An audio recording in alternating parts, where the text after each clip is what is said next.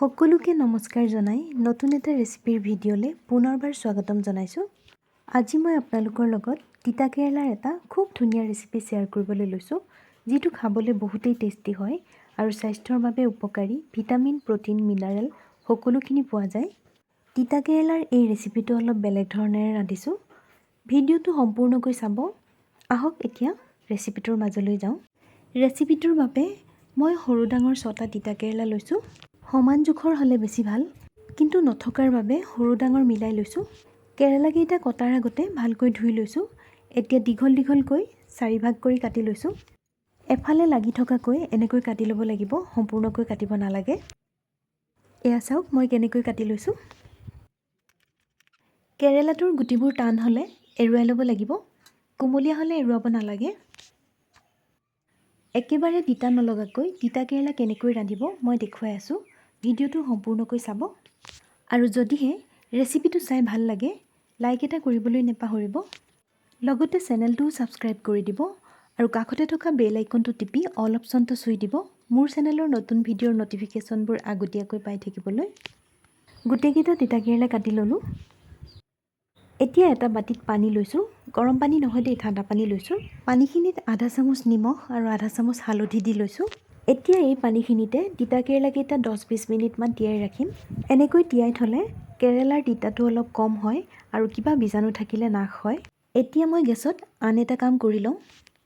গেছটো জ্বলাই কেৰাহীখন পাতি গৰম কৰি লৈ 1 চামুচমান মিঠাতেল দিছোঁ। তেলখিনি ভালকৈ গৰম হোৱাত 2টা ডাঙৰ পিঁয়াজ পাতল পাতলকৈ কাটি ভাজি লৈছোঁ। পিঁয়াজ অলপ সৰহকৈ দিছোঁ, কিয়নো পিঁয়াজৰ মিঠা সোৱাদটোৱে তিতা কেৰেলাৰ তিতাটো বহুত কমাই দিব।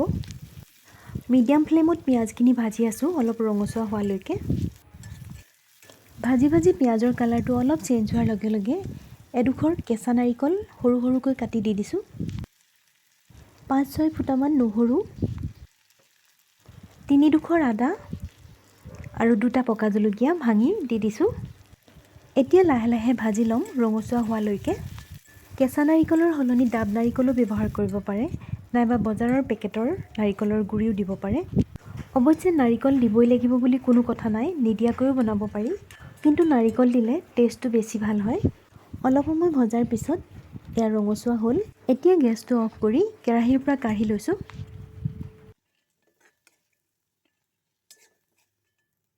এতিয়া এইখিনি অলপ সময় ঠাণ্ডা হ'বলৈ দিম, তাৰপিছত পেষ্ট বনাই ল'ম। আৰু ঠাণ্ডা হয় মানে মই কেৰেলাকেইটা পানীৰ পৰা টুকি লওঁ। কেৰেলাকেইটা হাতেৰে মুঠি মাৰি চেপি পানী নথকাকৈ টুকি ল'ব লাগিব। আৰু পানী যদি ৰৈ যায় শুকান কাপোৰ এখনেৰে মচি ল'লেও হ'ব।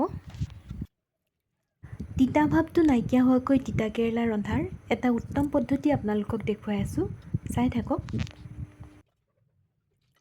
কেৰেলাখিনি পানীৰ পৰা টুকি ল'লোঁ। এতিয়া পেষ্টখিনি বনাই লওঁ। এতিয়া এটা মিক্সিৰ জাৰ লৈছোঁ আৰু 2টা বিলাহী কাটি ভৰাই লৈছোঁ।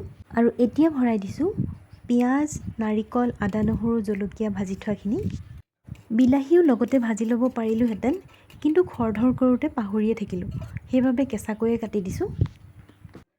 এয়া পেষ্টখিনি বনায়ো হৈ গ'ল। এতিয়া গেছটো জ্বলাই কেৰাহীখন পাতি গৰম কৰি লৈ 3 চামুচমান মিঠাতেল দিছোঁ। তেলখিনি ভালকৈ গৰম হ'বলৈ দিছোঁ। তেলখিনি ভালকৈ গৰম হোৱাত তিতা কেৰেলাকেইটা ভাজি লৈছোঁ। সম্পূৰ্ণ সিজাকৈ ভাজি নলওঁ, আধা সিজিলেই নমাই থ'ম।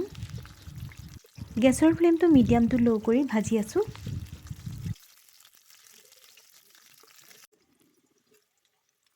লৰাই লৰাই 6-7 মিনিটমান ভাজি লোৱাৰ পিছত এতিয়া কেৰাহীৰ পৰা কাঢ়ি লৈছোঁ।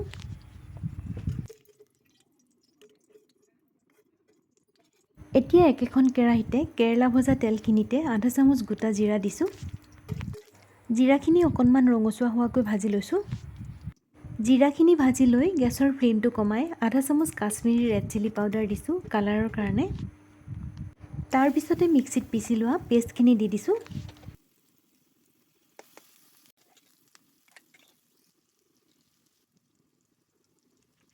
গেছৰ ফ্লেমটো ল' কৰি ভাজি লোৱা জিৰাখিনিৰ লগত খুব ভালকৈ মিলি যোৱাকৈ ভাজি লৈছোঁ। এইখিনি সময়ত গেছৰ ফ্লেমটো কমাই ভাজিব লাগে আৰু লৰাই লৰাই ভাজি থাকিব লাগিব। কেনেবাকৈ জ্বলি গ'লে খাবলৈ ভাল নহ'ব। এনেকৈ তিতা কেৰেলা আপোনালোকে এবাৰ বনাই খাই চাব দেই। এতিয়া মই ইয়াত গুড়ি মছলা দিম। আধা চামুচ ধনিয়া পাউডাৰ, আধা চামুচ হালধি, 1/4 চামুচ চাট মছলা, 1/4 চামুচ ৰঙা জলকীয়াৰ গুড়ি আৰু সোৱাদ অনুসৰি নিমখ দিছোঁ। মছলাখিনি দিয়াৰ পিছত ভালকৈ লৰাই ভাজি লৈছোঁ। মই মছলাৰ জোখটো মোৰ নিজৰ জোখতে দিছোঁ দেই। আপোনালোকে যেতিয়া ৰান্ধিব নিজৰ জোখত দি ৰান্ধিব। কিছুমানে মছলা সৰহকৈ খায় আৰু কিছুমানে কমকৈ খায় যে। অলপ সময় ভাজি লোৱাৰ পিছত এতিয়া মই ইয়াত দিছোঁ 1 কাপ গৰম পানী। এতিয়া 5 মিনিটমানৰ কাৰণে ঢাকি দিছোঁ। গেছৰ ফ্লেমটো ল'তে ৰাখিছোঁ। 5 মিনিটমানৰ পিছত মছলাখিনি খুব ধুনীয়াকৈ সিজিলে। খুব ধুনীয়া গোন্ধ এটা বিয়পি পৰিছে। এতিয়া আকৌ 1 কাপ গৰম পানী দিছোঁ।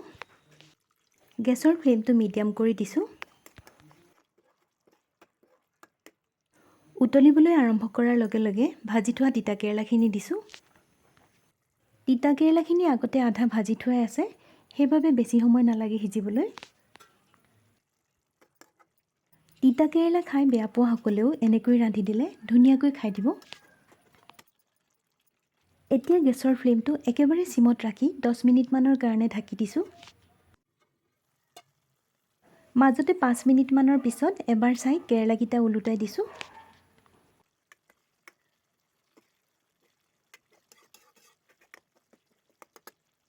আকৌ ঢাকি দিছোঁ।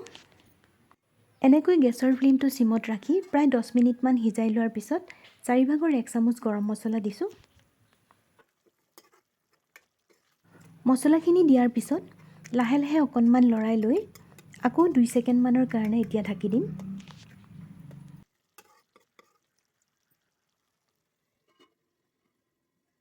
আৰু 2 ছেকেণ্ডৰ পিছতে তৰকাৰীখন হৈ গ'ল। এয়া চাওক।